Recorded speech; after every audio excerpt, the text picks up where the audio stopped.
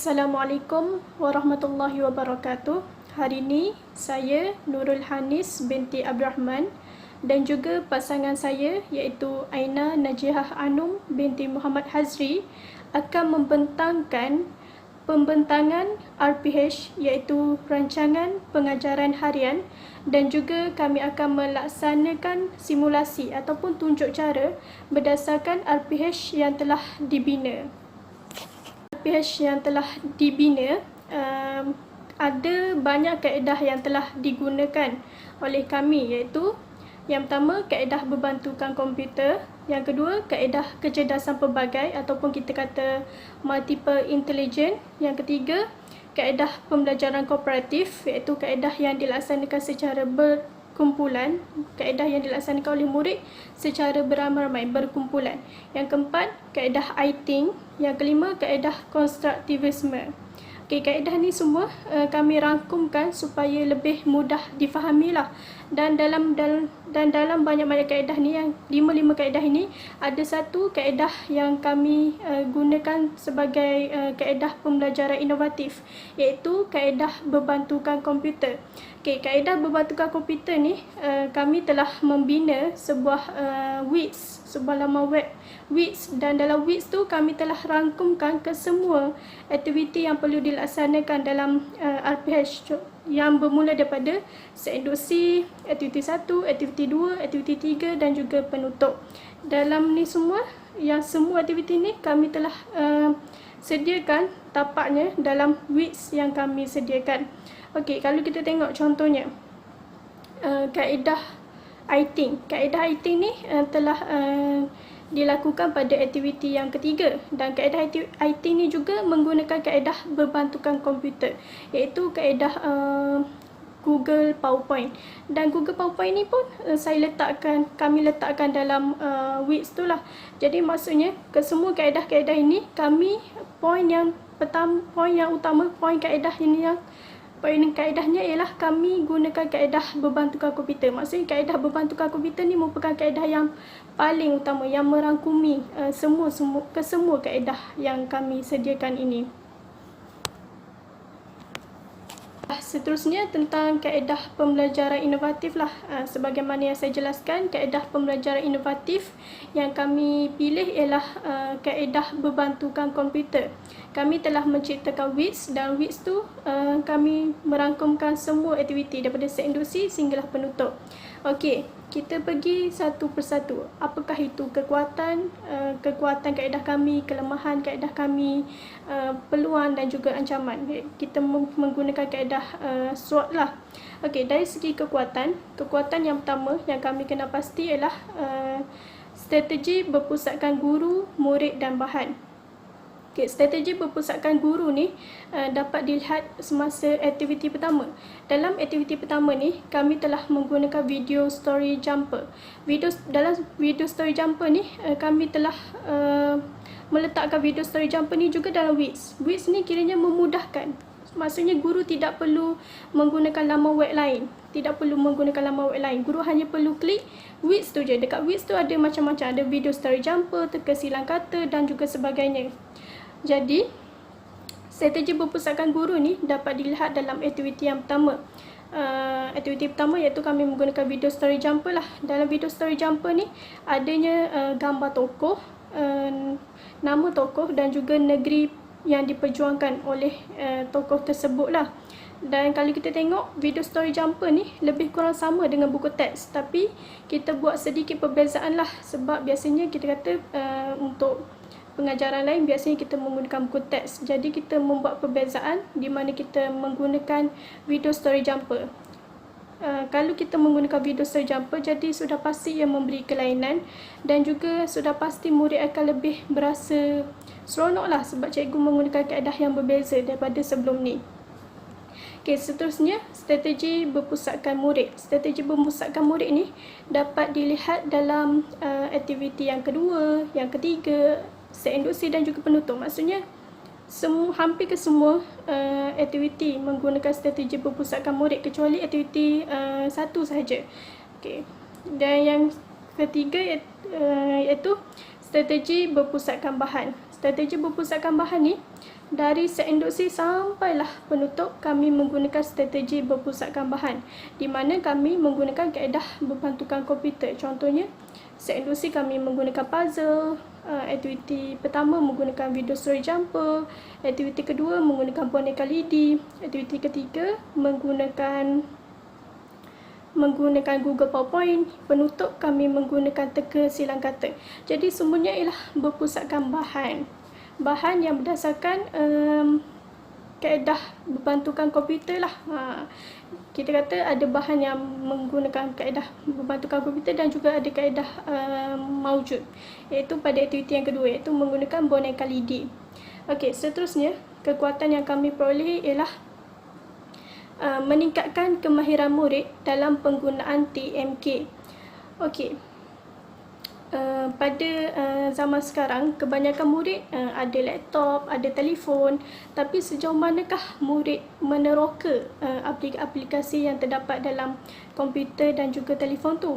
Bagi saya, kebanyakan murid pada sekarang ni, mereka hanya menggunakan aplikasi media sosial sahaja. Dan bila kita sebut aplikasi media sosial, biasanya dia lebih kepada untuk macam cari kenalan, lebih kepada kita kata benda-benda yang kurang bermanfaat lah. Jadi guru, sebagai seorang guru mestilah menjadikan bahan yang murid ada ni, contohnya telefon dan juga laptop ni, sebagai suatu medium yang bermanfaat, supaya murid-murid tahu bahawa dalam internet ni ada pelbagai alat, pelbagai aplikasi, pelbagai aplikasi lah yang dapat membantukan murid dalam pembelajaran. Jadi saya telah menunjukkan kepada murid bahawa dengan menggunakan TMK, murid juga boleh melakukan permainan. Contohnya teka silang kata. Maksudnya teka silang kata tu kita guna sebagai teka silang kata yang bermanfaat lah, yang sesuai untuk kegunaan PDP, dan bukan hanya teka silang kata hanya untuk menghilangkan kebosanan di rumah sahaja. Okey, yang ketiga, kekuatannya ialah meningkatkan komunikasi antara murid. Okey, bila kita ambil contohlah aktiviti yang ketiga, iaitu menggunakan Google PowerPoint presentation. Okey, dalam aktiviti 3 tu, guru akan meminta murid untuk melaksanakan aktiviti, dan aktiviti tu menyebabkan murid perlu berkomunikasi sebab dia nak selesaikan tugasan. Jadi murid perlu komunikasi lah. Yang ni bagi idea ni, yang ni bagi idea ni. Jadi murid akan pandai berkomunikasi antara satu sama lain. Dan perkara ini ialah selaras dengan PAK 21 lah, yang menitik beratkan supaya murid ni pandai berkomunikasi, bukan hanya pandai menulis jawapan di buku teks, bukan hanya menulis jawapan di kertas peperiksaan saja, tapi juga murid pandai untuk berkomunikasi. Sebab kalau kita tengok, bukan semua murid pandai berkomunikasi, walaupun kita kata murid tu cemerlang dalam UPSR. Okey, seterusnya kekuatan yang keempat ialah pelibatan aktif murid. Okey, pelibatan aktif murid ni bila kita melaksanakan tugasan secara berkumpulan, murid akan aktif, murid akan banyak berjalan, murid akan berkomunikasi, murid akan melontarkan idea. Maksudnya berlakunya pembelajaran 2-3 halik, pelbagai halik, pembelajaran pelbagai halik, dan bukan hanya murid mendengar apa sahaja yang cikgu cakapkan. Jadi di situlah berlakunya pelibatan aktif murid. Okey, yang keempat ialah melibatkan pelbagai gaya pembelajaran murid dari segi visual, auditory dan kinestetik. Okey, sebagai seorang guru mestilah memahami setiap perbezaan murid. Dan apabila guru memahami, contohnya, okey, murid ni dia lebih kepada visual, murid ni lebih kepada kinestetik, okey, murid ni lebih kepada auditory. Jadi bila guru memahami, guru sepatutnya melakukan RPH, melakukan proses PDP yang boleh memenuhi semua gaya pembelajaran murid. Supaya apa? Supaya kita kata murid tu objektif pembelajaran tercapai lah. Bukan hanya murid, contohnya kalau kita buat pengajaran yang lebih pada visual, jadi murid yang visual je lah yang faham apa yang dipelajari oleh guru. Tapi sekiranya guru dia faham murid dia melakukan proses PDP ni yang merangkumi semua gaya pembelajaran murid, maka murid tersebut akan faham apa yang cikgu nak ajar hari ni. Contohnya kita ambil langkah yang pertama, iaitu video story jumper. Video story jumper ni ada gambar tokoh. Bila kita sebut gambar tokoh ni, kita kata tu gaya pembelajaran visual. Kemudian ada suara cikgu. Bila ada suara cikgu tu kita kata auditory. Dan kinestetik ni pula kita boleh tengok untuk aktiviti yang kedua lah, iaitu membuat boneka lidi. Murid perlu bergerak-gerak, murid perlu bergerak-gerak lah, tak boleh duduk dekat meja dia je sebab dia nak buat boneka lidi kan. Okay, yang terakhir kekuatannya ialah PDP menjadi lebih seronok. Okey, biasanya orang cakap sejarah ni mata pelajaran yang membosankan. Sebenarnya sekiranya guru ni pandai menggunakan kaedah inovatif, tidak menggunakan buku teks semata-mata, murid akan rasa sejarah ni merupakan mata pelajaran yang seronok sebab tidak berdasarkan buku teks sahaja. Murid akan berasa seronok. Lebih-lebih lagi murid sekolah rendah, kalau kita melibatkan aktiviti yang melibatkan mereka perlu berjalan, melibatkan mereka perlu menonton video ke, mereka akan rasa mata pelajaran sejarah ni merupakan mata pelajaran yang seronok. Okey. Penggunaan kaedah inovatif yang kami terangkan sebentar tadi, antara kelemahannya ialah sukar memantau aktiviti murid-murid. Hal ini kerana setiap murid diberi satu komputer. Ini menyukarkan guru untuk memantau sama ada murid tersebut membuat ataupun tidak kerja yang telah diberikan. Yang kedua, kemudahan peralatan yang kurang. Terdapat di departmen komputer, terdapat juga komputer yang tidak dapat digunakan. Hal ini menyukarkan murid untuk menjalankan proses pengajaran dan pembelajaran. Yang ketiga, kurang berkemahiran dalam menggunakan perisian. Seperti kita sedia maklum, setiap murid mempunyai kecerdasan yang berbeza. Oleh itu, hal ini menyusahkan guru untuk menerangkan semula macam mana untuk menggunakan perisian yang telah dibekalkan kepada murid. Kelemahan kita yang keempat ialah kawalan kelas yang lemah. Apabila murid menggunakan komputer, guru agak sukar untuk mengawal murid-murid.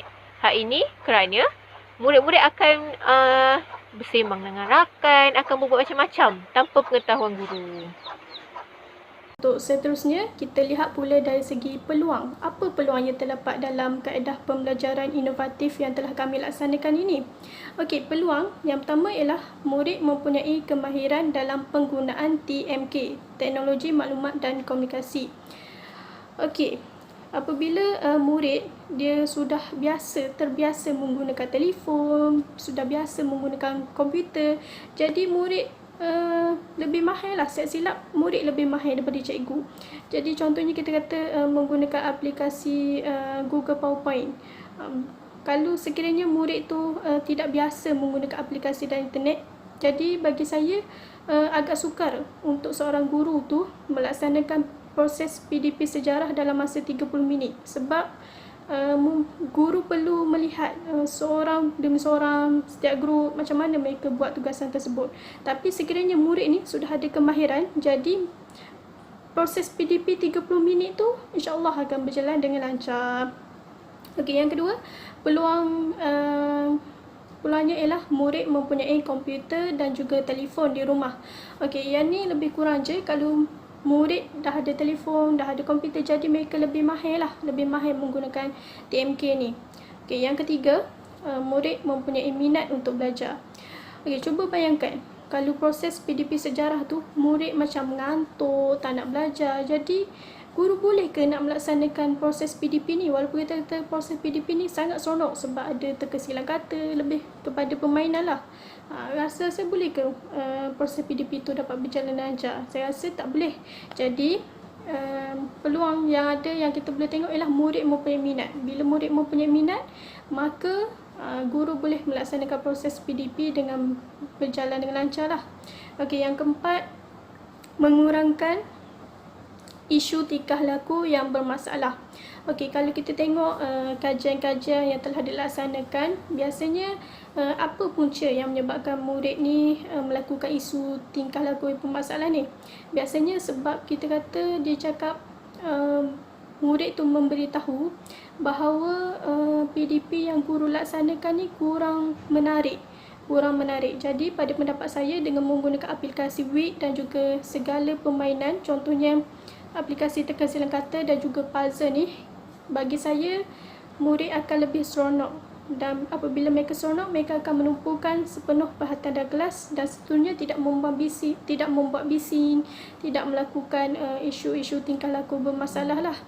Okey, yang kelima, peluang yang ada ialah komputer yang mencukupi dan juga jaringan internet yang kuat. Okey, sebelum nak melaksanakan proses PDP yang menggunakan komputer, kaedah komputer ni, kita kena tahulah, kita kena tengok dulu dekat mama komputer tu, adakah komputer mencukupi untuk melaksanakan proses PDP dan adakah ada jaringan internet.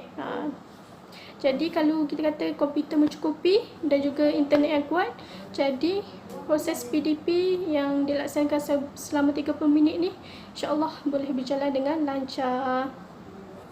Ancaman yang dapat dikenal pasti dalam merancang kaedah ini ialah masa yang tidak mencukupi.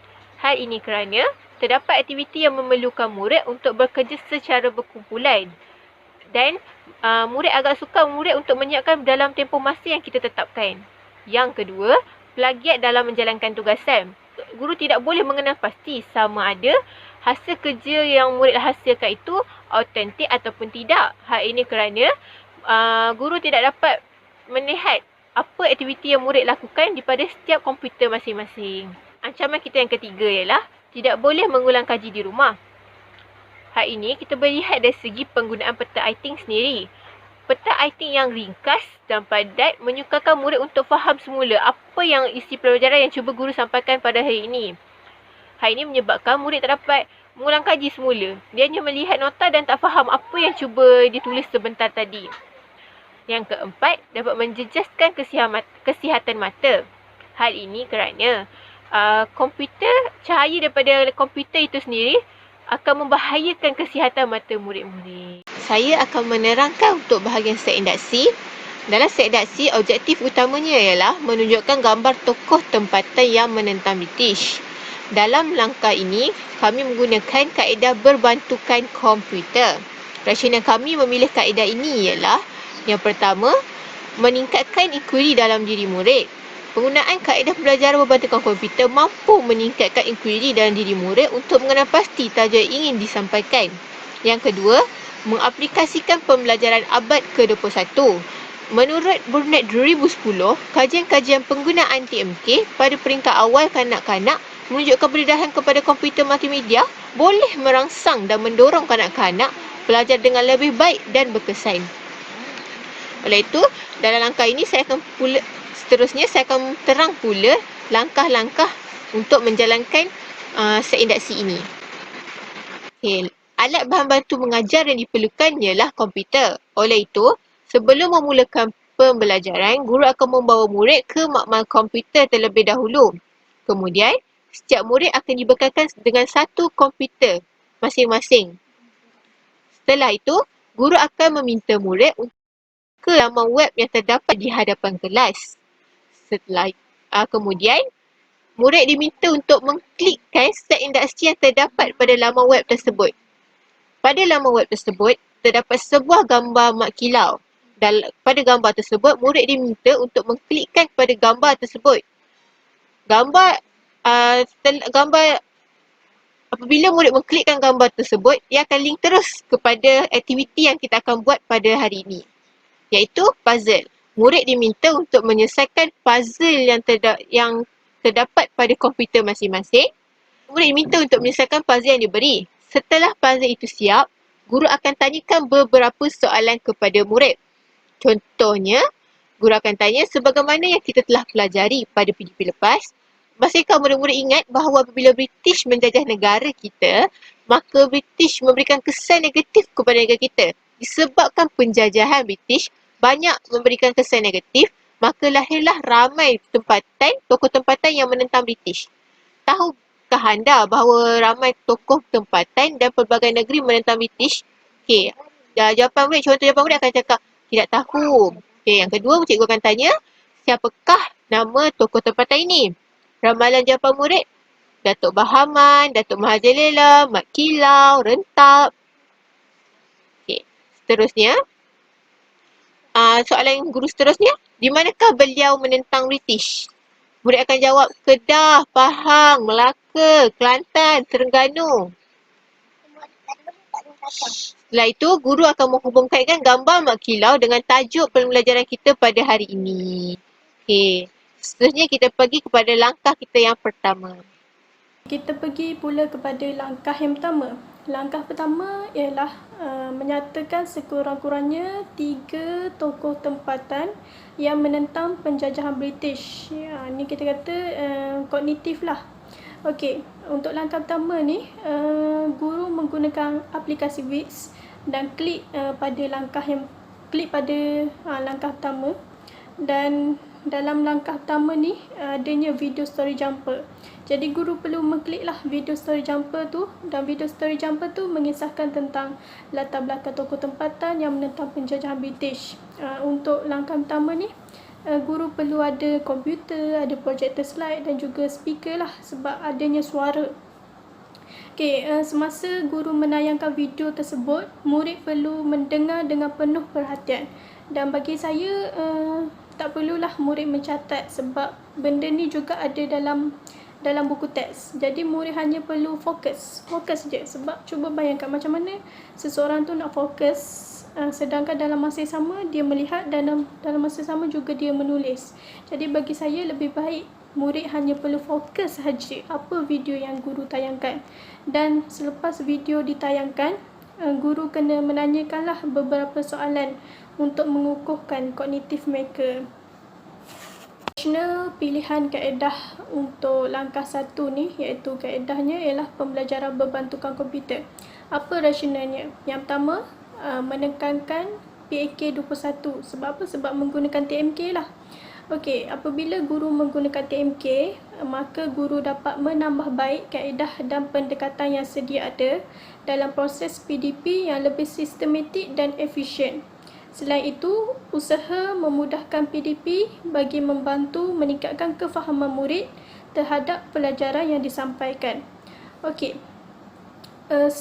contohnya, sebelum ni guru menggunakan buku teks, tapi pada suatu hari guru menggunakan kaedah berbantukan komputer. Jadi bagi saya, benda tu lebih menyebabkan murid lebih menarik lah, lebih menyeronokkan. Dia mesti nak tahu, cikgu bawa kita ke mak komputer. Sebab apa ya? Cikgu nak mengajar apa hari ni? Jadi mereka akan lebih tertanya-tanya apa sebabnya cikgu bawa kami ke mak komputer. Biasanya mengajar di dalam kelas. Okey, yang kedua, memenuhi semua gaya pembelajaran murid. Bila sebut gaya pembelajaran murid ni, setiap orang ada gaya pembelajaran berbeza, dan gaya pembelajaran di sini saya tekankan ialah ada 3, iaitu visual, auditory dan juga kinestetik.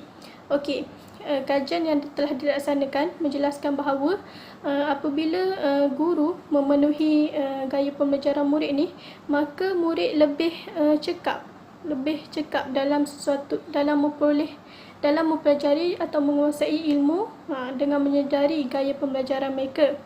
Kemudian, kajian yang telah dilakukan oleh orang lain pula mendapati apabila murid diperkenalkan dengan gaya pembelajaran yang sesuai, maksudnya murid tu tahu gaya pembelajaran dia, guru pun tahu gaya pembelajaran muridnya, maka keputusan mereka akan lebih cemerlang. Maksudnya apabila guru tahu, okey, murid A ni dia lebih kepada visual, jadi guru kena menggunakan kaedah visual lah. Murid B ni lebih kepada auditory, jadi guru kena lebih banyak menggunakan suara lah. Dan bila kita sebut macam ni, tak semua orang mempunyai gaya pembelajaran yang sama, jadi guru kena pandai-pandai lah sesuaikan. Contohnya langkah pertama, contohnya dalam langkah ni saya menggunakan kaedah auditory dan juga visual, tapi kinestetik tak ada. Kinestetik ada dalam langkah lain. Jadi kita kata nak memenuhi gaya pembelajaran murid dalam satu aktiviti agak susah.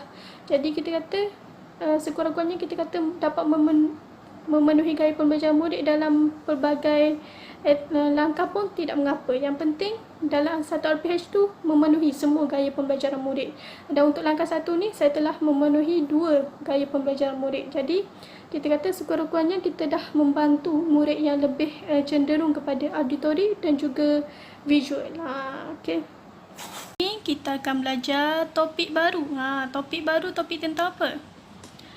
Topiknya ialah perjuangan tokoh tempatan menentang British. Okay, hari ni kamu semua akan belajar dua benda lah. Yang pertama, menyenaraikan tokoh-tokoh tempatan menentang penjajahan British. Yang kedua, kita nyatakan iktibar yang diperoleh daripada perjuangan tokoh terdahulu. Okay, kita tengok, kita lihat dulu video story jumper yang telah cikgu sediakan ni. Assalamualaikum murid-murid. Hari ini kita akan belajar tajuk perjuangan tokoh tempatan menentang British. Sebagaimana yang kita pelajari topik sebelum ini, kedatangan penjajah British telah banyak memberikan kesan negatif. Oleh itu, orang tempatan bangkit untuk berjuang demi mempertahankan tanah air daripada dijajah oleh British.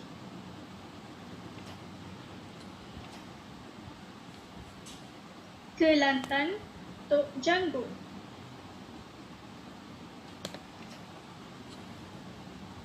Terengganu Haji Abdul Rahman Limbong.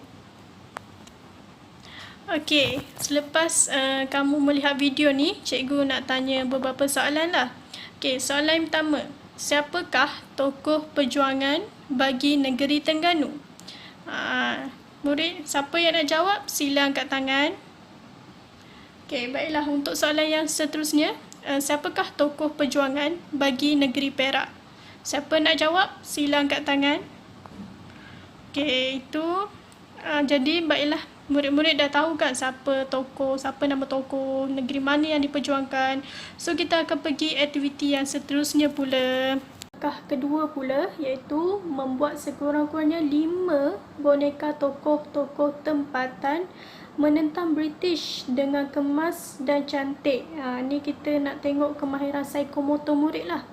Okey, yang pertama, guru masih menggunakan wits, dan guru perlu mengklik langkah yang kedua, dan guru dan dalam wits tu sebenarnya saya tunjuk sedikit je, sebab saya lebih kepada nak tunjuk secara berdepan-depan dengan murid. Sebab kalau menggunakan wits, kemungkinan murid akan kurang faham lah.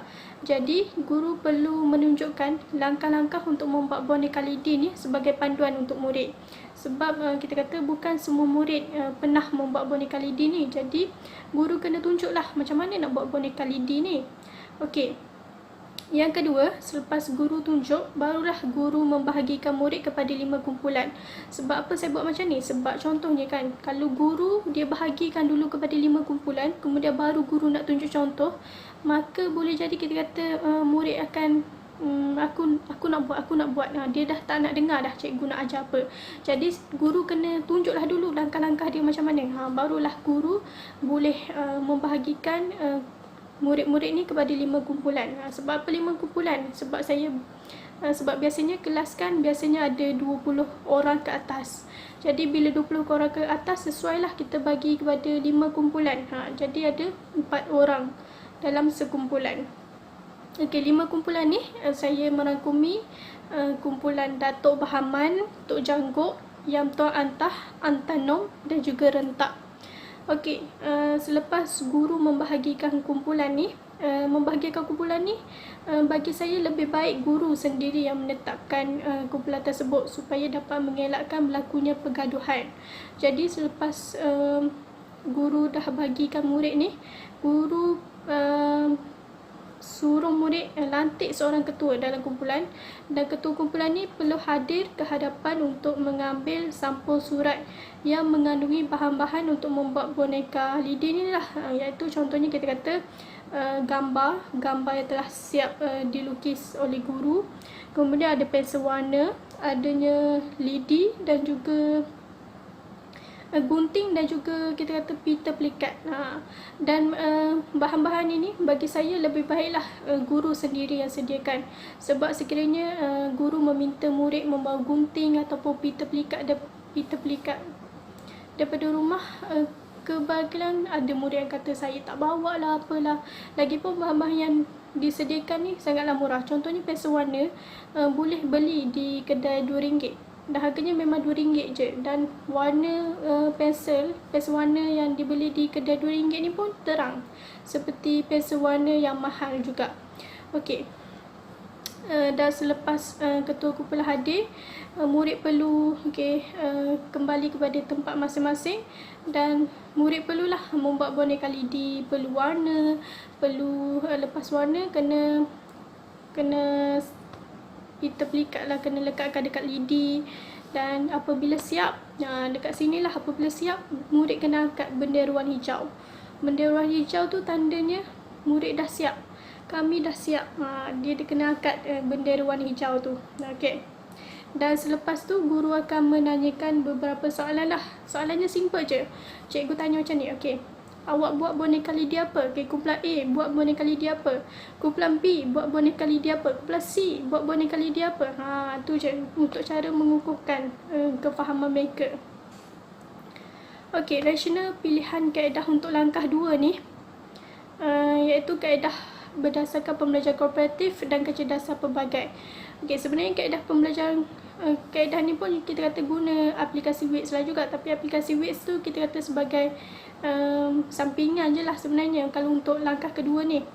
Okey, apa rasional dia? Yang pertama, meningkatkan komunikasi dalam kalangan murid, dapat mendidik murid tentang nilai dan kepentingan pengurusan masa.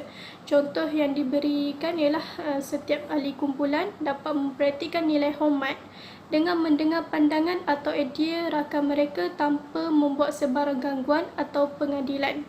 Okey, contohnya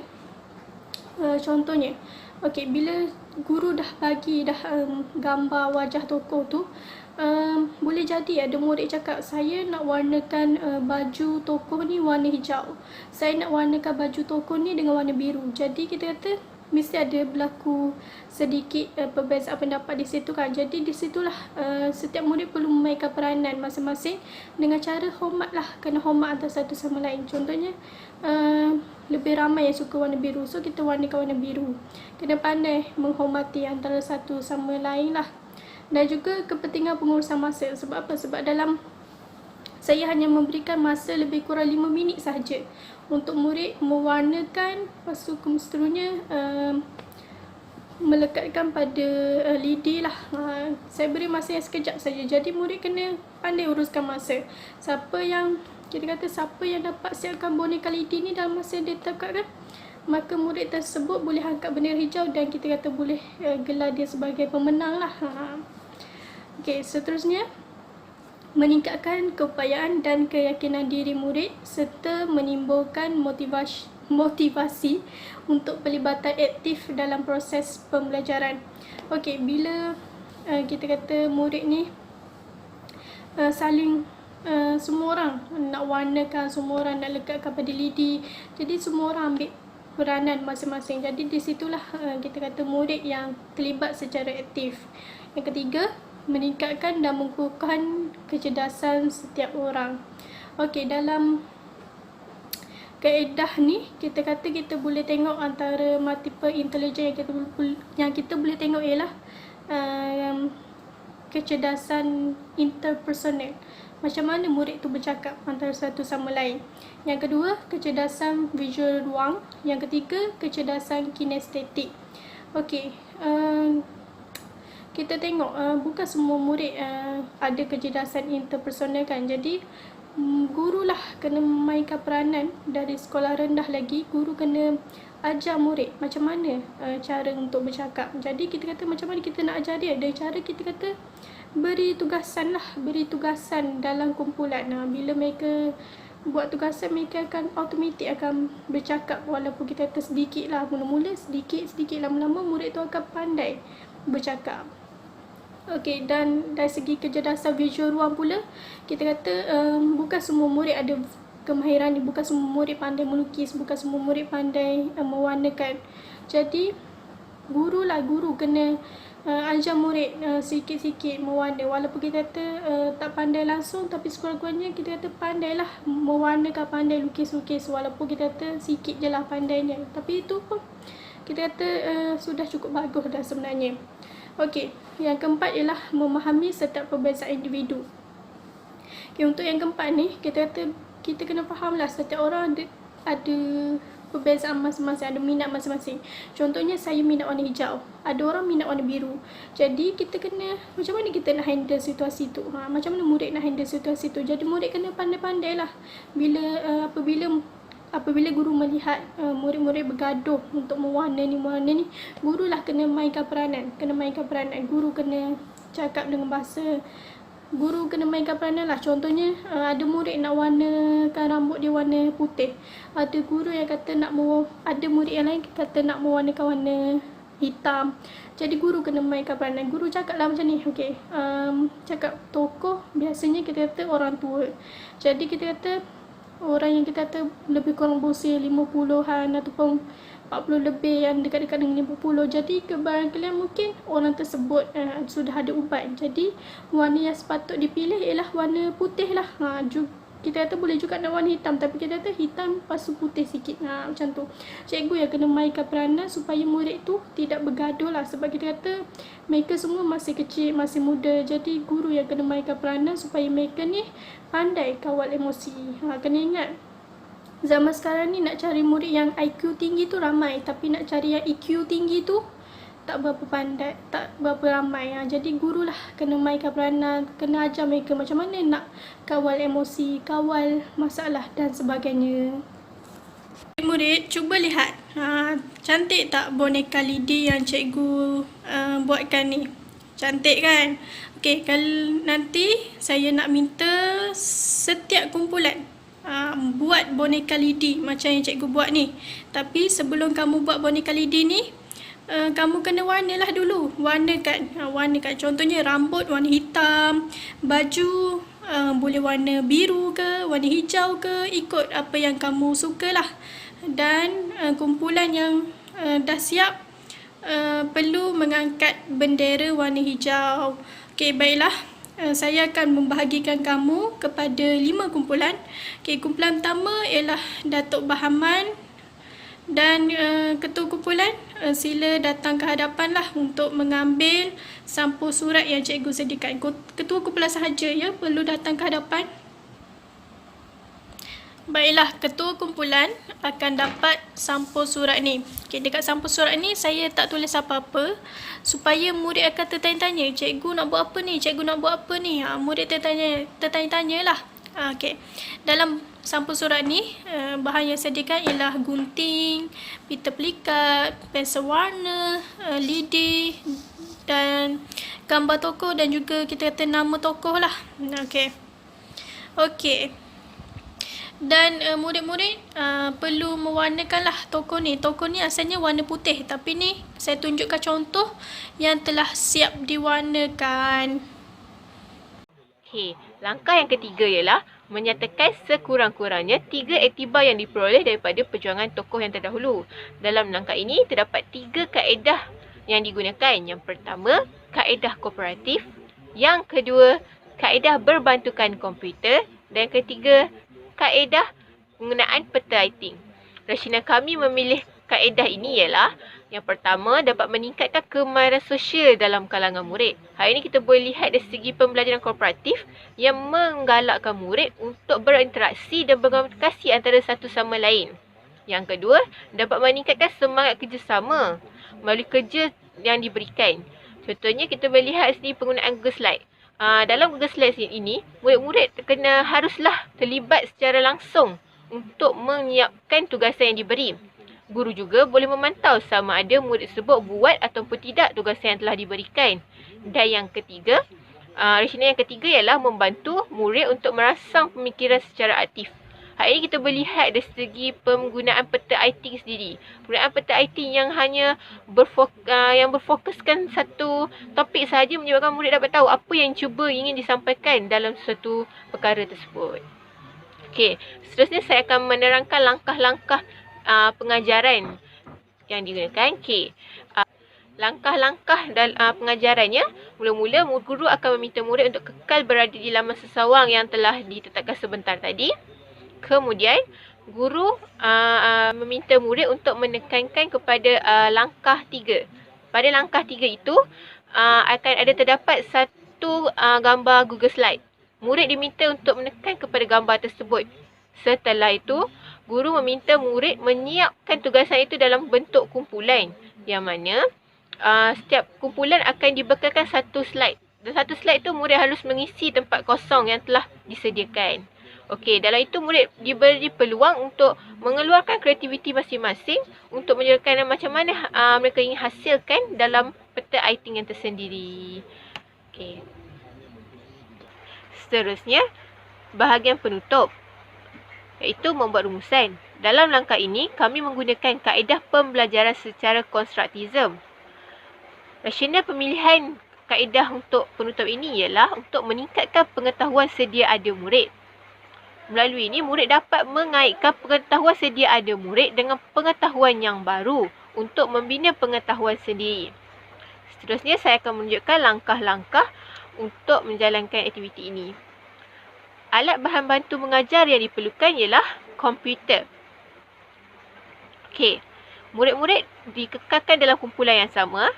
Kemudian, murid-murid diminta untuk mengklik butang penutup pada laman web tersebut. Setelah itu, murid diminta untuk menjawab soalan di aplikasi silang kata yang telah dinyatakan dalam web tersebut. Setelah selesai, murid diminta untuk merumuskan secara ringkas tentang topik yang dipelajari, seperti nyatakan 3 tokoh tempatan yang menentang penjajahan British. Bagaimanakah kamu boleh mengambil iktibar dari peristiwa ini? Okey, melalui aktiviti ini murid dapat kaitkan dengan pengetahuan baru yang diperolehi tadi dengan pengetahuan sedia ada murid sebelum ini.